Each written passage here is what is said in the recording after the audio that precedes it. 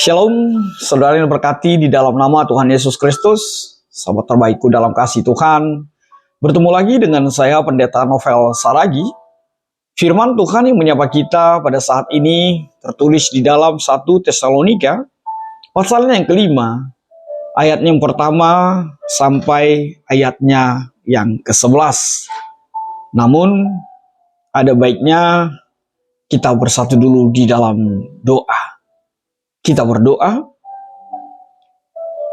Bapa di dalam sorga, Bapa yang kami kenal dalam Yesus Kristus, Tuhan kami yang hidup, kami bersuka cita buat hari yang indah yang Kau berikan bagi setiap kami, terkhusus buat kerinduan dengar-dengaran akan firman. Maka berfirmanlah Engkau Tuhan, sebab kami siap untuk menerimanya. Amin.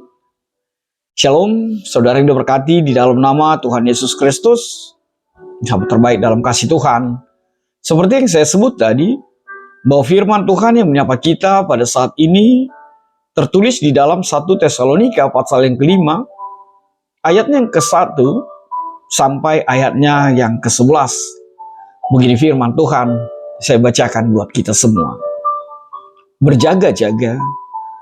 Tetapi tentang zaman dan masa, saudara-saudara, tidak perlu dituliskan kepadamu. Karena kamu sendiri tahu benar-benar bahwa hari Tuhan datang seperti pencuri pada malam. Apabila mereka mengatakan semuanya damai dan aman, maka tiba-tiba mereka ditimpa oleh kebinasaan. Seperti seorang perempuan yang hamil ditimpa oleh sakit bersalin, mereka pasti tidak akan luput. Tetapi kamu, saudara-saudara, kamu tidak hidup di dalam kegelapan, sehingga hari itu tiba-tiba mendatangi kamu seperti pencuri. Karena kamu semua adalah anak-anak terang dan anak-anak siang. Kita bukanlah orang-orang malam atau orang-orang kegelapan. Sebab itu, baiklah jangan kita tidur seperti orang-orang lain, tetapi berjaga-jaga dan sadar. Sebab mereka yang tidur waktu malam, dan mereka yang mabuk waktu malam. Tetapi kita yang adalah orang-orang siang, baiklah kita sadar, berbaju jirahkan iman dan kasih, dan berketopongkan pengharapan dan keselamatan. Karena Allah tidak menetapkan kita untuk ditimpa murka, tetapi untuk beroleh keselamatan oleh Yesus Kristus Tuhan kita, yang sudah mati untuk kita, supaya entah kita berjaga-jaga, entah kita tidur, kita hidup bersama-sama dengan Dia. Karena itu, nasihatilah seorang akan yang lain, dan saling membangunlah kamu, seperti yang memang kamu lakukan. Demikian firman Tuhan. Saudara yang diberkati di dalam nama Tuhan Yesus Kristus, apa yang ada di dalam pikiran kita ketika dikatakan berjaga-jagalah, seperti judul perikop kita yang dibuat oleh Lembaga Alkitab Indonesia, berjaga-jaga. Apa yang ada di dalam pikiranmu? Apa yang ada di dalam benakmu? Saudaraku, sahabat terbaikku. Pastilah kita berpikir bahwa ini adalah sebuah warning, sebuah peringatan, sebuah pesan yang tidak mau harus dilakukan, setuju atau tidak setuju. Ketika ada kata berjaga-jaga, ada kalimat berjaga-jaga, pasti kerinduannya, keinginannya, harapannya adalah kita awas, kita waspada, kita siap sedia. Saudaraku, dalam kasih Tuhan Yesus Kristus, sahabat terbaik dalam kasih Tuhan, berjaga-jaga tentang apa yang dimaksud? Tentu saja berjaga-jaga karena Paulus menyatakan bahwa hari Tuhan datang seperti pencuri pada malam hari. Kita tahu ketika kedatangan Tuhan, ketika hari Tuhan, tidak ada yang tersembunyi dan tidak ada yang bisa bersembunyi, dan semuanya akan jelas dan tegas, nyata. Sebab tidak ada yang tersembunyi bagi Tuhan di dalam kehidupan kita, apapun yang kita lakukan di tengah-tengah kehidupan kita. Anda menjadi takut? Saudara menjadi takut? Saya percaya kita tidak takut dengan hari Tuhan itu. Karena apa? Ketakutan hanya dimiliki oleh orang-orang yang tidak hidup di dalam kebenaran firman Tuhan. Kalau Paulus memakai kata di sini, orang-orang yang hidup di dalam kegelapan, hidup di dalam malam, hidup di dalam kemabukan. Bukan anak terang, bukan pribadi anak-anak siang. Dua situasi itu diperhadapkan oleh Paulus kepada jemaat di Tesalonika. Kita tahu Paulus menjadi penulis dari kitab Tesalonika ini ketika dia bersama dengan Silas mendirikannya. Jemaat Kristen di sana, namun memang Paulus dan Silas tidak lama berada di Tesalonika ketika itu, atau Yunani pada saat ini. Paulus dengan tegas mengatakan hal ini di tengah-tengah kehidupan kita, di tengah-tengah kehidupan jemaat Tesalonika pada saat itu.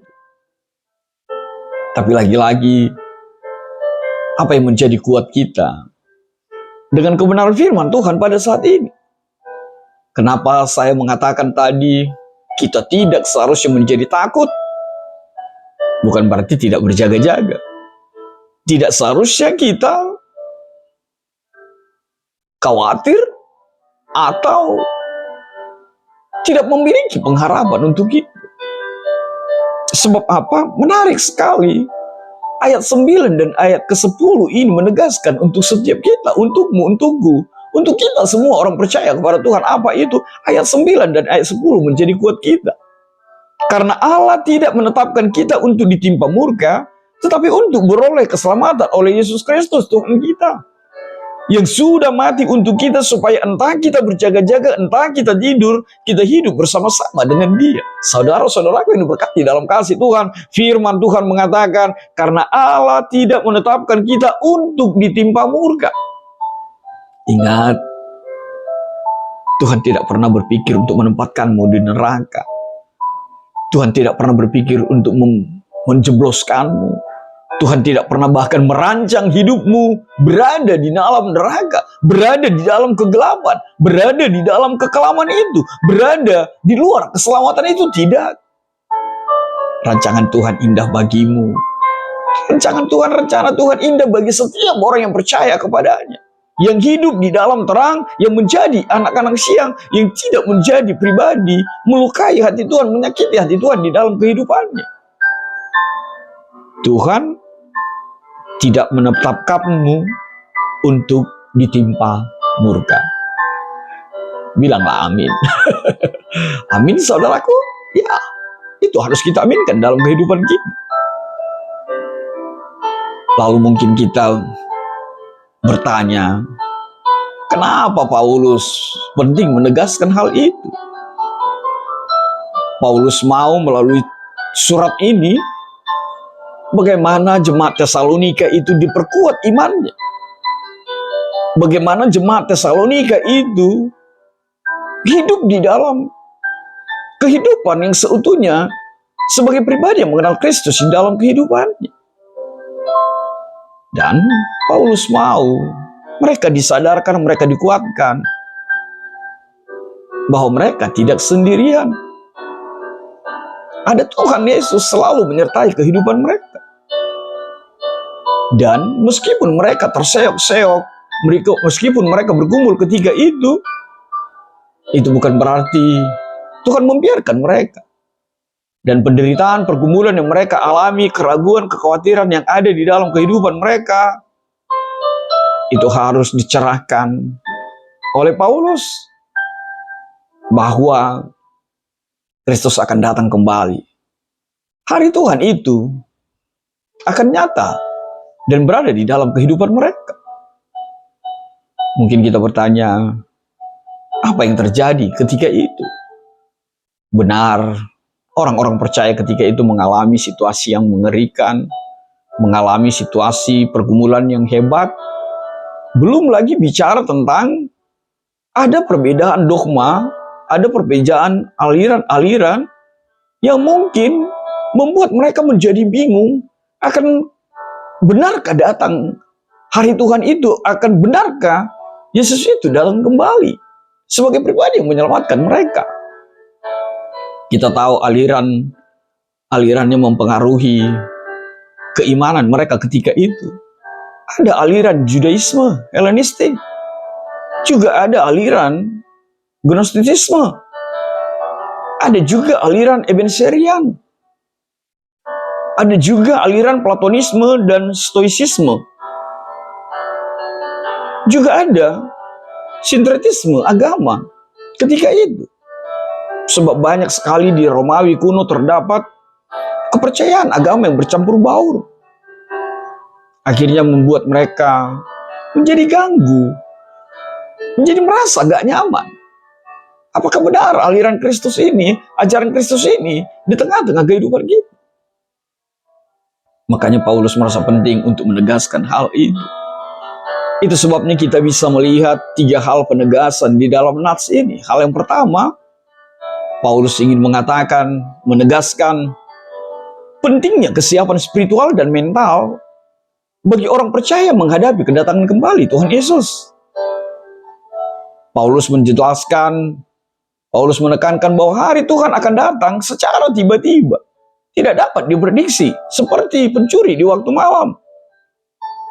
Namun, Paulus mau menegaskan, orang percaya harus tetap waspada, harus tetap berjaga-jaga, dan hidup dalam terang itu. Tidak tidur dalam imannya, tidak tidur dalam kerohaniannya, melainkan tetap sadar, tetap setia, dan tetap taat. Lalu penegasan yang kedua apa? Paulus ingin menekankan bahwa orang percaya bukanlah orang-orang yang tidur secara iman, mabuk dalam rohani. Tapi orang percaya itu adalah pribadi yang berbaju jirakan iman, hidup di dalam kasih, memakai ketopong pengharapan, memakai jubah pelindung, bahkan pelindung untuk kepala. Dan ini adalah sebuah metafora bagaimana orang percaya itu mempertahankan imannya, kasihnya, dan juga harapan di dalam kehidupan sehari-hari bersama Kristus. Lalu penegasan yang terakhir, bahwa Allah menetapkan orang percaya untuk mendapatkan keselamatan, dan itu menjadi sukacita kita. Ada keselamatan di dalam Tuhan Yesus. Benar, Tuhan Yesus akan datang, hari Tuhan itu akan datang, tapi iman yang menguatkan bahwa Tuhan menetapkan kita menjadi pribadi yang dimenangkan, menjadi pribadi yang diselamatkan. Jadi intinya penegasan ini tidak lain adalah penting sekali kesiapan dan ketaatan terhadap iman, serta tetap menanti dengan penuh pengharapan akan kedatangan Yesus kembali, akan kedatangan hari Tuhan itu dalam kehidupan kita.